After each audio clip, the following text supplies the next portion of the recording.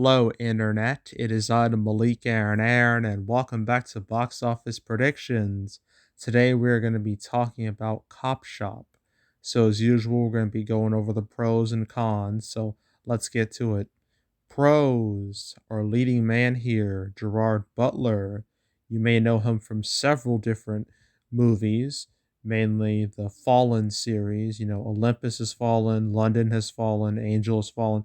Those movies, and also the internal classic known as 300, where he said a very iconic line that the internet took a hold of and memed to death back in 2007. Uh, you can look it up yourself. It's quite good. Yeah, those are like the main movies people recognize him from, but he's been in enough movies to where audiences know who he is. He seems like a likable enough guy. He seems like the type of guy that audiences would root for, kind of like a Keanu Reeves or a Liam Neeson or a Ryan Reynolds, something along those lines of likable actors. And I think that will help here. Although, well, Grant, I don't know much about this movie. I don't think he's playing it the hero type, so not that might not the whole likable, rooting audience rooting for him. I don't know if that quite qualifies here, but you know what? He's there. He's recognizable. That'll at least help sell some tickets. But at the same time, he's his drawing power is extremely questionable, and we'll get to that when we get to the cons. But still, he's pro number one, recognizable actor. Well, not to mention Frank Grillo over here, who is Crossbones in the MCU, mainly in Winter Soldier and Civil War. He was also in like the second and third Purge movies. So he's recognizable too, although Gerard Butler's clearly the bigger star here. So yeah, I would consider Gerard Butler's name more or less a pro. So that's pro number one. Pro number two, we haven't had a movie like this, like specifically like this, in quite some time, like a R-rated. Is it R-rated? Yeah, an R-rated action movie. I mean, I know we had the Suicide Squad, but that was big budget superhero movie. We're talking like medium to low budget action movie. And we've had quite a few of those in the pandemic. I mean, we had Unhinged, we had Honest Thief, we had The Marksman, we had what was the other one? It had Bob Odenkirk in it. Nobody. There we go. Nobody. There was Wrath of Man too. That was back in May. And then I think the last one we really got was Hitman's Wife's Bodyguard. I think. I think. Yeah. Yeah.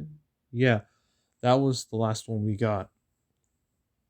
And, the genre hasn't done too bad. I mean, it's done relatively okay. I mean, Wrath of Man did about as well as it would have if it came out pre-pandemic.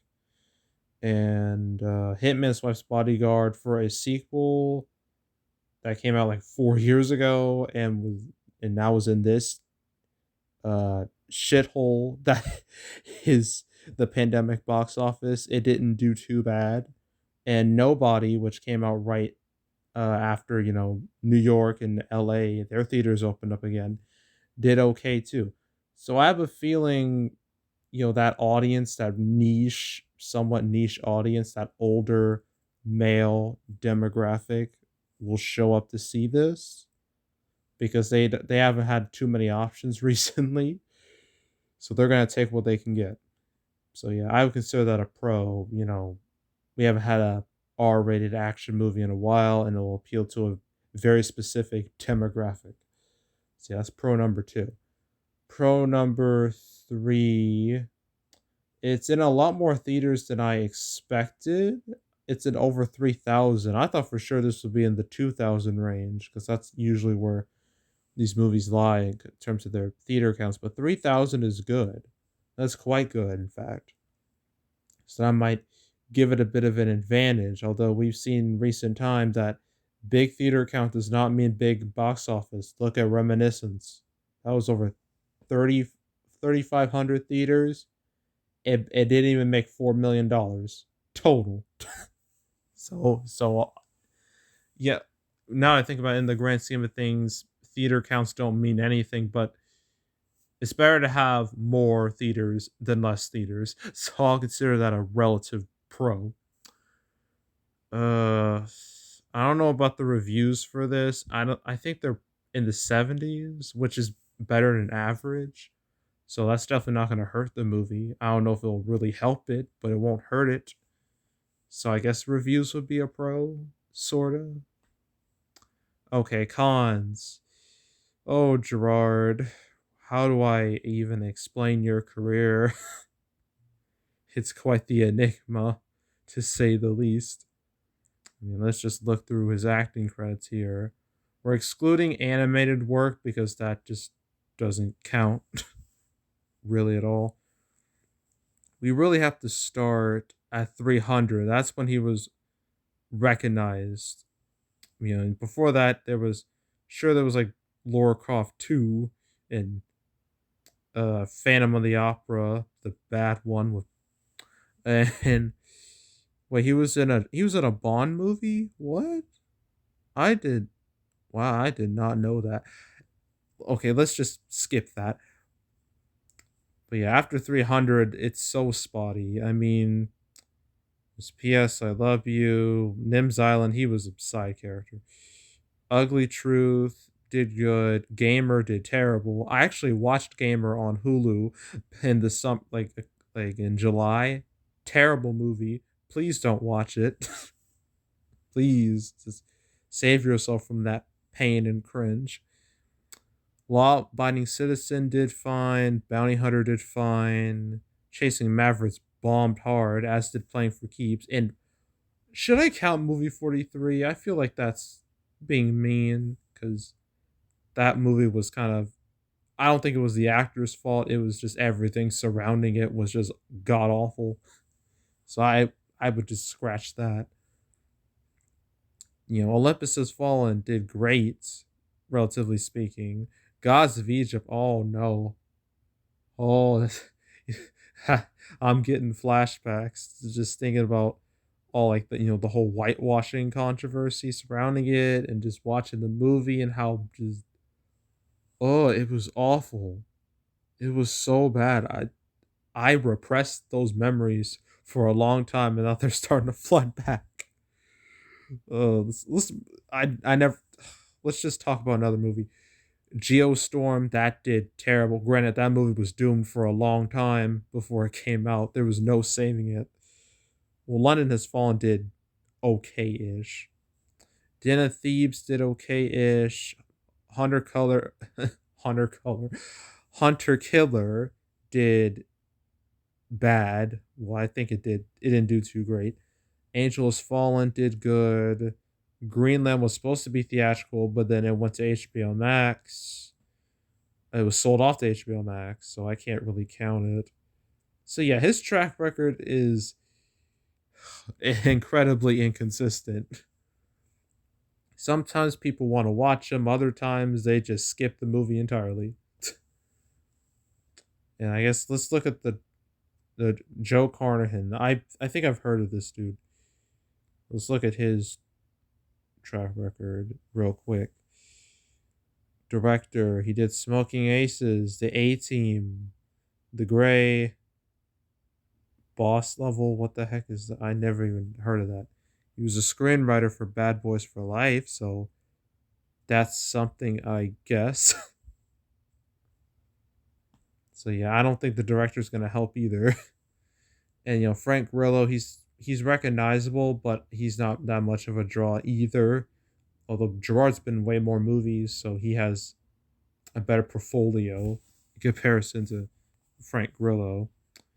But yeah, like that inconsistent track record is easily a con because it's very unpredictable. You never know when, what type of movie audiences are going to go see, right? Sometimes it's easy to predict, sometimes it's not. So, yeah, with Gerard's track record, that's an easy con right there. So that's con number one. Con number two: lack of marketing, lack of. But I haven't seen a single YouTube ad for this movie at all. And keep in mind, we're literally well, by the time at the time I'm recording this, it'll be out nationwide. I think I already had Thursday preview, so some people probably watched it already, and I still don't see any ads. What's going on? There's been no ads for this movie, no marketing, or at least big marketing. And I feel like that's gonna hurt it a little bit. Actually, not a little bit, quite a lot. So yeah, easy second con, lack of real marketing. Third con, pandemic. I don't even need to tell you this at this point. Obviously we got theaters back up and running. These Vax card things aren't taking too much damage. They're not doing too much damage to the box office. But still, there's a segment of people out there who are still squeamish and they're still uncertain about going back to the theater, and that again will cost this movie some dollars. How many dollars, I don't know, but it'll definitely cost it some dollars. But that I think the specific age demographic that has been consistently going to the movies has been males between the ages of 18 and 34.